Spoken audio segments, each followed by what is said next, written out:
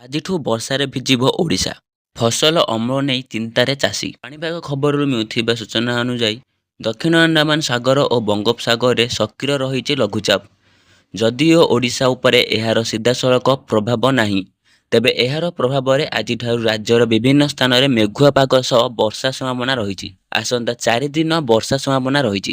ଆଜି ଦକ୍ଷିଣ ଓଡ଼ିଶାରେ ବର୍ଷା ହେବା ସମ୍ଭାବନା ଥିବାବେଳେ 19ରୁ 21 ଯାଏଁ ଉପକୂଳ ଓଡ଼ିଶାରେ ବର୍ଷା ହେବା ନେଇ ପୂର୍ବାନୁମାନ କରିଛି ପାଣିପାଗ ବିଭାଗ। ହାଲୁକାରୁ ମଧ୍ୟମ ଧରଣର ବର୍ଷା ସହ ବିଜୁଳି ଓ ଘଡ଼ଘଡ଼ି ହେବା ସମ୍ଭାବନା ରହିଛି। 19ରୁ 21 ଯାଏଁ ପୁରୀ, ଜଗତସିଂହପୁର, ଖୋର୍ଦ୍ଧା, ଗଞ୍ଜାମ, ଗଜପତି, ରାୟଗଡ଼ା, କୋରାପୁଟ, ମାଲକାନଗିରି, ନବରଙ୍ଗପୁର ହାଲୁକାରୁ ମଧ୍ୟମ ଧରଣର ବର୍ଷା ହେବା ସମ୍ଭାବନା ରହିଛି।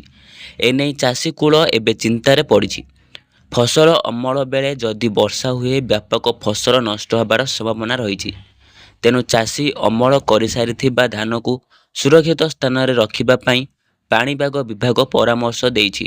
ସେପଟେ ରାଜ୍ୟରେ ଗଲା କିଛି ଦିନ ହେବ ଅନୁଭୂତ ହେଉଛି ଅସହ୍ୟ ଜାଡ଼। କଳାହାଣ୍ଡିରୁ କଟକ, କନ୍ଧମାଳରୁ କେନ୍ଦୁଝର ହଠାତ୍ ମାଡ଼ି ଆସୁଥିବା ଥଣ୍ଡାରେ ଥରୁଛି ସାରା ରାଜ୍ୟ। 4 ଡିଗ୍ରୀକୁ ଖସି ଆସିଲାଣି ପାରଦ। କିଛି ସ୍ଥାନରେ ତ ତୁଷାରପାତ ହୋଇଛି। କୋଇଡାର ଟେନ୍ସା, କାଲ୍ଟା, ମାଲଦା, କାଶ୍ମୀର ଭଳି ସ୍ଥାନରେ ତୁଷାରପାତ ସାଙ୍ଗକୁ ପ୍ରବଳ ଥଣ୍ଡା ଅନୁଭୂତ ହେଉଛି। ପାହାଡ଼ିଆ ଅଞ୍ଚଳରେ ଶୀତର ପ୍ରକୋପ ସାଙ୍ଗକୁ ଘନ କୁହୁଡ଼ି ଲାଗି ରହୁଛି। କୋରାପୁଟ ଓ କନ୍ଧମାଳରେ ହାଲୁକାରୁ ମଧ୍ୟମ ଧରଣର କୁହୁଡ଼ି ନେଇ ଜାରି ହୋଇଛି ୟେଲୋ ୱାର୍ଣ୍ଣିଂ।